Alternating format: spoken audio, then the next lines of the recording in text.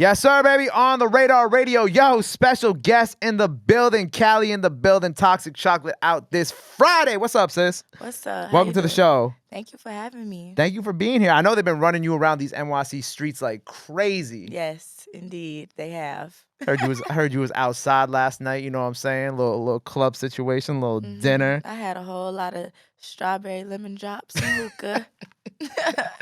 This isn't your first trip to NYC, right? No, but I think this is my first trip to NYC where I was doing like everything. A bunch of where I was outside for real. It's like we're recording this like I'm your last stop in NYC. You my last stop for the day. I think it just makes sense at this point. You and I are both like, okay. We after going this, out with a bang. Yeah, we going out with a bang. We gonna kill this shit. And you did a performance of one of your new records off the EP that's coming out this Friday, which was incredible. You bodied that. Thank you. And I'm so excited for you because it's crazy because I feel like I've been watching your journey because there was a time, I don't remember how many months ago, but obviously was on TikTok and I literally couldn't skip like a couple videos without seeing it. And I wasn't mad about it. I was like, this song is so crazy. I mean, every time I open the app, I'll hear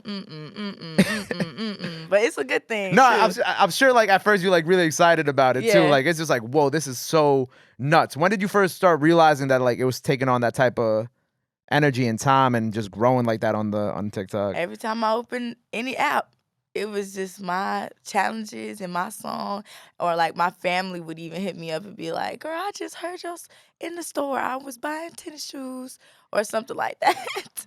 Which family member were you just impersonating there? An auntie probably. Okay.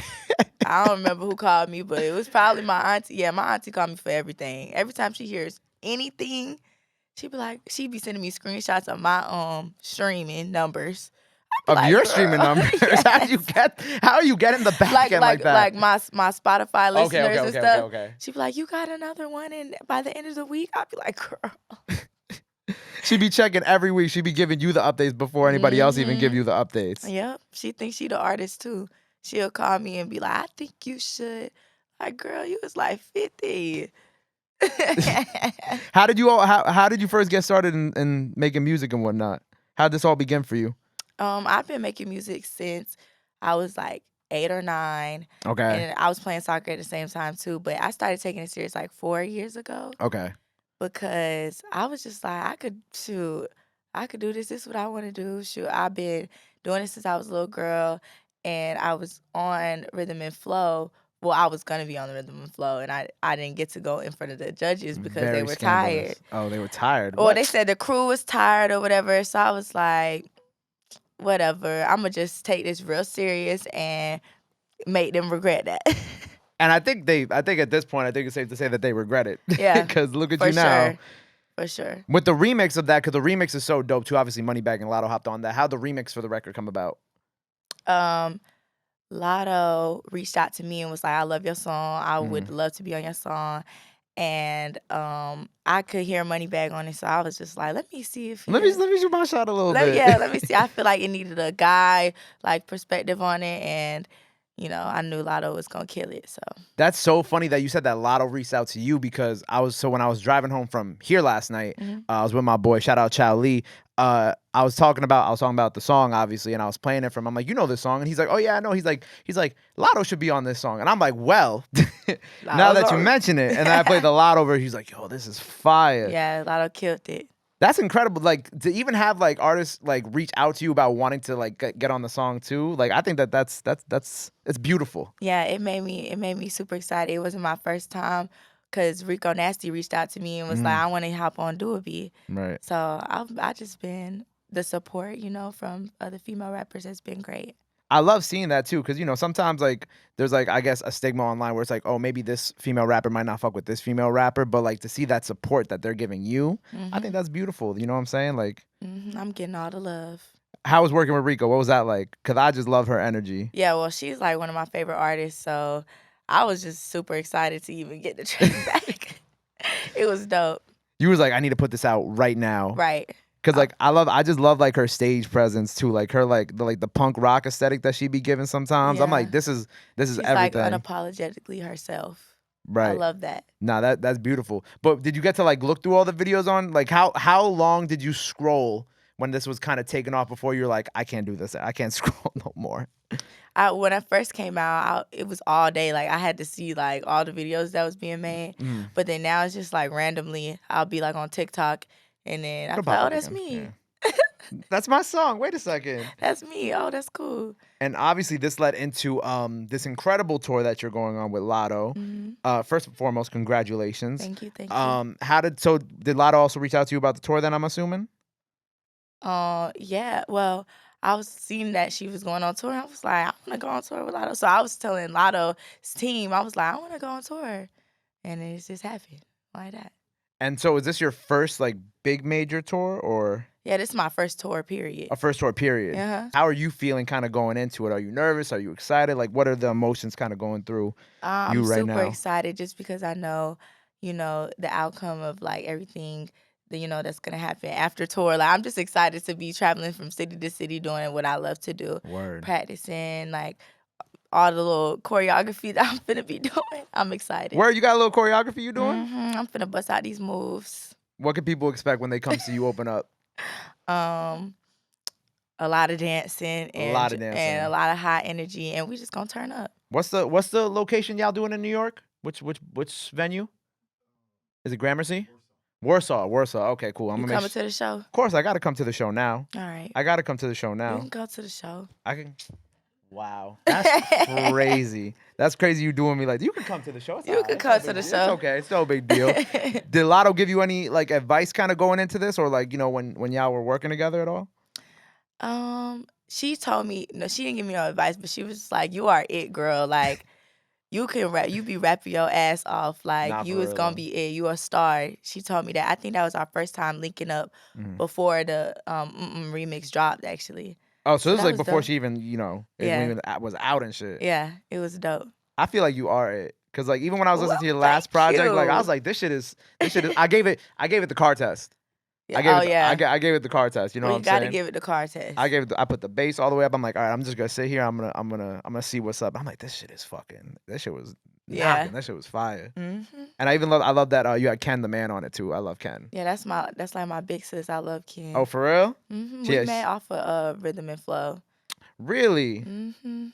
And she was one person that really pushed me to keep taking rap serious. Like, don't let this discourage you or anything like that. And listening to her, she like, why you got all this music out and you not dropping none of your music? And I'm like, you know what, girl, you is right. And she pushed me to drop Do It Be. Mm. And we here now. Now look at what happened. Right. Was there ever a moment for you where you were like, I don't want to do this anymore? You just kind of were like close to kind of being like, I don't know. Yeah, it's everything that was just happening when I decided to take rap serious, like working with producers who didn't want me to drop any music or just I didn't know the business part of like the music industry and stuff. So I'm just doing stuff. And everything Just coming like doing my it. songs started coming down and I didn't have no music out. I'm like, I don't know, maybe it's just not meant to be. And I was doing that for like 2 months, like just hadn't made any music. I wasn't going to the studio. I was just like, yeah, I don't know. And then one day I was like, girl, if you don't get your ass up, and I wrote Do It, bitch. And then the rest is quite literally history. Yeah. Because when I was listening to obviously the new record that you performed for us here, I meant there was like a little Nicki Minaj line on there too, right? Was Nicki like one of your biggest inspirations coming up in this? Yeah, that's the queen, okay?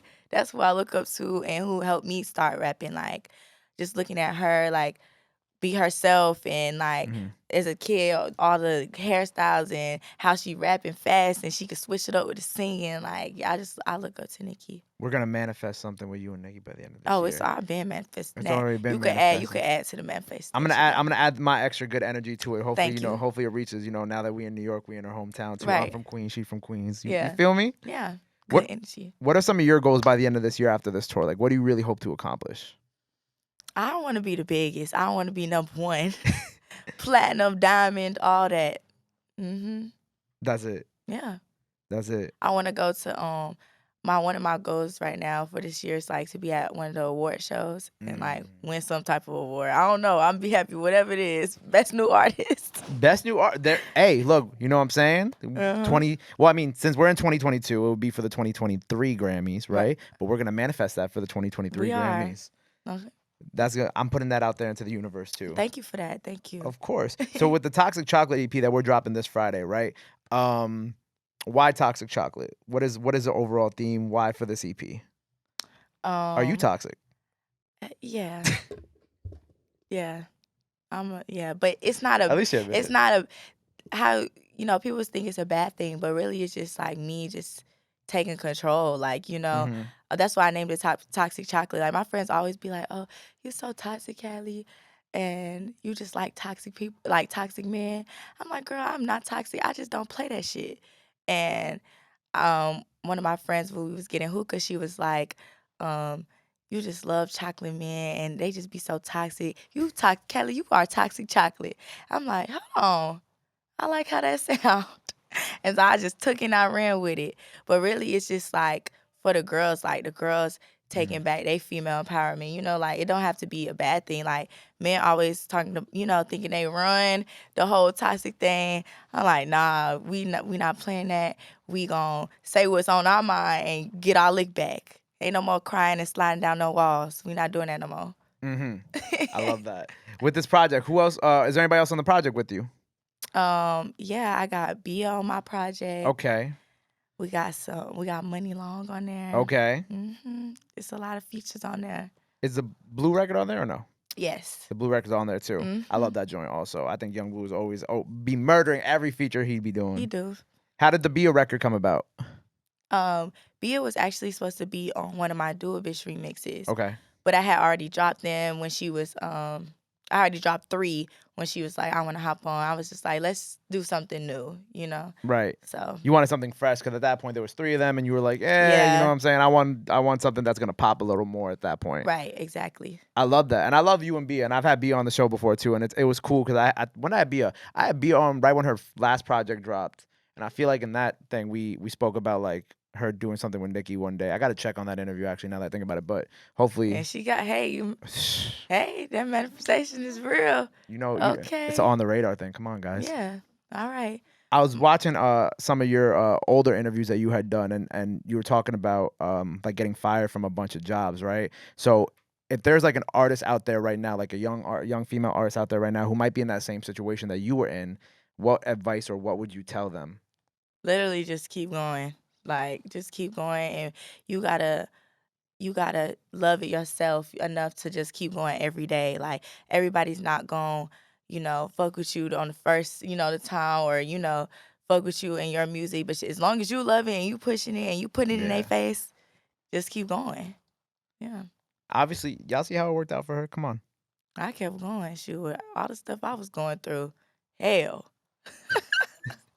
Getting fired from all those places is kind of OD. I'm not gonna lie. I was like, I'm staying in the studio. Fuck a job. I can't do this no more. It clearly wasn't for you, but it clearly worked out at the same time. Well, I'm excited for the project. I'm excited for the tour. Congratulations on everything that you've accomplished. Congratulations on a very busy time here at NYC. I know it was very productive. Thank you. Before we get out of here, is there anything else you want to let the people know? Anything else that they got to be on the lookout for? Obviously, the Toxic Chocolate EP out this Friday, but anything else you want to let them know is this camera right here.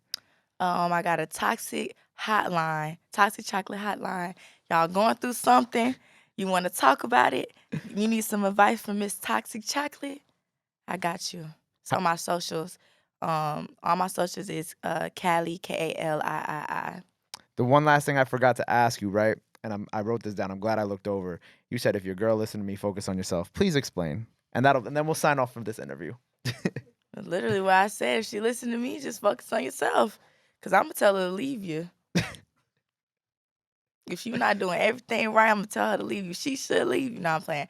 But no, I'm just, like I said, we're not playing that. We're not sliding down no walls no more. So, focus on yourself. Focus on yourself. Toxic Chocolate out this Friday. Kalii on the radar. Appreciate you. Love. Big Kalii.